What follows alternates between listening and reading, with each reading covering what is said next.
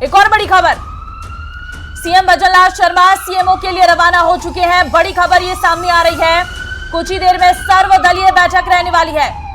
सर्वदलीय बैठक बुलाई गई है। फर्स्ट इंडिया लास्ट और टीकाराम जूली इस वक्त मीडिया से मुखातिब हो रहे हैं। वो क्या कहते हैं इस स्थिति पर, क्योंकि सर्वदलीय बैठक बुलाई है, सभी दल के नेता मौजूद रहेंगे। देखिए, मुख्यमंत्री जी ने सर्वदलीय बैठक बुलाई है। मैंने कल कहा भी था कि मुख्यमंत्री जी सर्वदलीय बैठक बुलाते हैं तो हम पूरा कोऑपरेट करेंगे, सहयोग करेंगे। हम मीटिंग के अंदर जाएंगे भी, और बिना मीटिंग के भी हमारा पूरा सहयोग है सरकार के साथ, केंद्र सरकार के साथ भी, राज्य सरकार के साथ भी। जो डायरेक्शन सरकार जारी कर रही है, एडवाइजरी जारी कर रही है, या जो भी सहयोग हमसे चाहती है, हमारे कार्यकर्ताओं से चाहते हैं, हम पूरा सहयोग कर रहे हैं। कल भी हमने तिरंगा रैली निकाल के सेना के सम्मान में मार्च किया था। तो बाकी मीटिंग में जैसे भाजपा ने भी अपने कार्यकर्ताओं को भेजा थे, उस एरिया के जो कार्यकर्ता, आपने भी हमारे तो गए हुए हैं कल से ही। हमारे कार्यकर्ता, हमारे एमपी साहब, सब लोग ऑलरेडी उस एरिया के अंदर हैं और जनता के बीच में। अफवाह फैलाने वालों से भी कोई उन पे निश्चित तौर पे एक ऐसा समय है जहां अफवाहें नहीं होनी चाहिए, पैनिक हो जाता है, तो इस चीज़ का जरूर ध्यान रखें।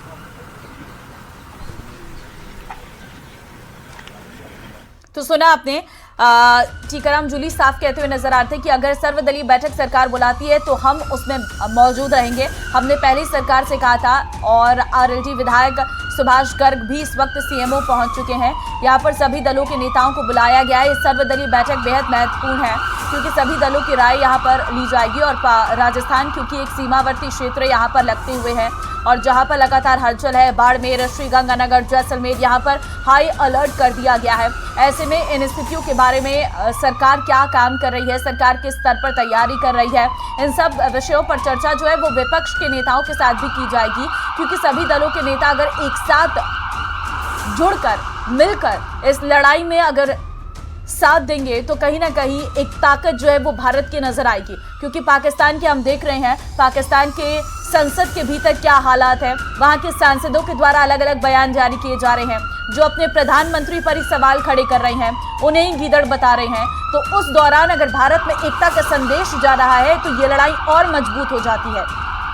तो इससे पहले केंद्र सरकार की तरफ से भी सर्वदलीय बैठक बुलाई गई थी, जिसमें सभी दलों के नेता मौजूद थे, जो एक सकारात्मक बैठक रही थी। और आज कुछ ही देर पर सर्वदलीय बैठक जो है वो राजस्थान सरकार के द्वारा भी बुलाई गई है। सीएमओ में ये बैठक रहने वाली है। सीएम भजनलाल शर्मा सीएमओ के लिए रवाना हो चुके हैं और बाकी सभी दलों के नेता वहां पर पहुंच चुके हैं। लेकिन हम आपको कल की वो तस्वीरें दिखा रहे हैं, कल रात की ये तस्वीरें हैं। देखिए, सिरसा में पाकिस्तान की नापाक यहाँ पर कोशिशें देखने को मिली है, जिन कोशिशों को पूरी तरीके से नाकाम कर दिया गया है। मिसाइल हमला यहाँ पर किया गया, और ये मिसाइल जो है वो सीधे तौर पर टारगेट थी दिल्ली के लिए, लेकिन इसे सिरसा में ही मार गिराया गया। यहाँ पर हमारी सेना के द्वारा, क्योंकि सिरसा में भी बेस कैंप बने हुए हैं और सिरसा में पहले से ही अलर्टनेस जारी की गई थी। हमारे यहाँ पर सेना के जवान पहले से ही तैनात थे और एयर डिफेंस सिस्टम पूरी तरीके से एक्टिव था। तो जो मिसाइलों का इस्तेमाल पाकिस्तान कर रहा है, उन्हें उनके ही क्षेत्र पर मार दिया जा रहा है। हम आपको 3 तस्वीरें दिखा रहे हैं। पहली तस्वीर हम आपको दिखा रहे हैं पाक का वो लॉन्च पैड, जिसे पूरी तरीके से तबाह कर दिया गया है। इस बात की जानकारी आज प्रेस ब्रीफिंग में सेना के द्वारा दी भी गई है। सेना की तरफ से बताया गया है कि पाक ने जो लॉन्च पैड बनाए थे, जहां से वो लगातार भारत पर हमला कर रहा था, मिसाइलों को दाग रहा था, उसी लॉन्च पैड को पूरी तरीके से तबाह कर दिया है।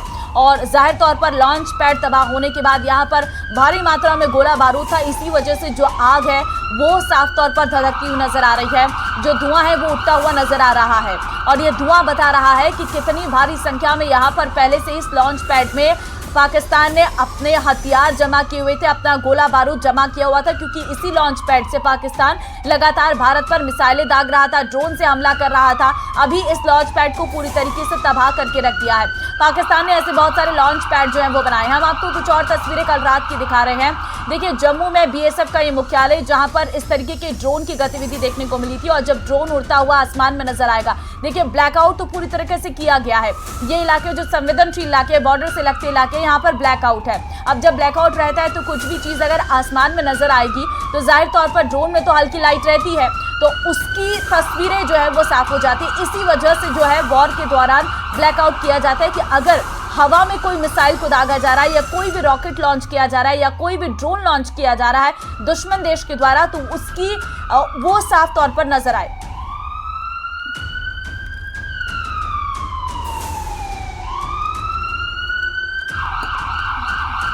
तो और तस्वीरें इस वक्त हम आपको दिखा रहे हैं, जहां पर आप देख सकते हैं जैसलमेर में और बाड़मेर में, बीकानेर में, बायतू में जिस तरीके से जो अवशेष हैं वो बरामद किए गए हैं। यहां पर मिसाइल नुमा बम जो है वो मिले हैं, गोलीबारी के साफ तौर पर सबूत मिले हैं, क्योंकि सुबह जब सर्च अभियान चलाया गया तो उस दौरान इन सब चीजों की बरामदगी नजर आई है। हम 6 और तस्वीरों से आपको रूबरू करवा रहे हैं। देखिए, मिसाइल नुमा वस्तु जो है वो बरामद की गई है और ये तस्वीरें जैसलमेर से भी हैं, जैमला से भी तस्वीरें निकलकर सामने आई है। गांव ढाणियों में जाकर ये मिसाइलें मिली हैं। हालांकि इससे कोई नुकसान नहीं हुआ है, क्योंकि ये मिसाइलों को आसमान में ही भारतीय सेना ने मार गिराया था।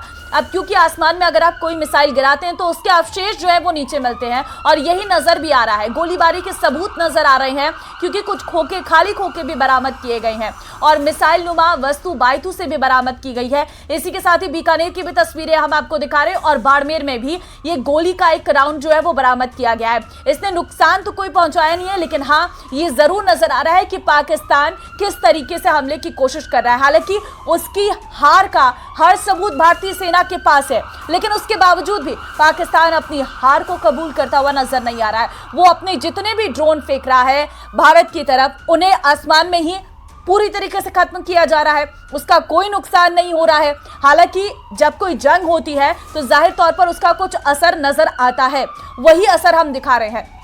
हम जरा आपको ग्राफिक्स के माध्यम से वो पूरी घटनाक्रम के बारे में बता रहे हैं कि देर रात पाकिस्तान में जो धमाके हुए हैं वो कहां पर हुए हैं। देखिए, रावलपिंडी नूर खान एयरबेस यहां पर पूरी तरीके से तबाह किया गया है। ये 3 एयरबेस, जिसे पाकिस्तान की रीढ़ की हड्डी कहा जाता है, ये 3 एयरबेस को तबाह कर दिया गया है और इस बात की जानकारी सेना ने भी दी है।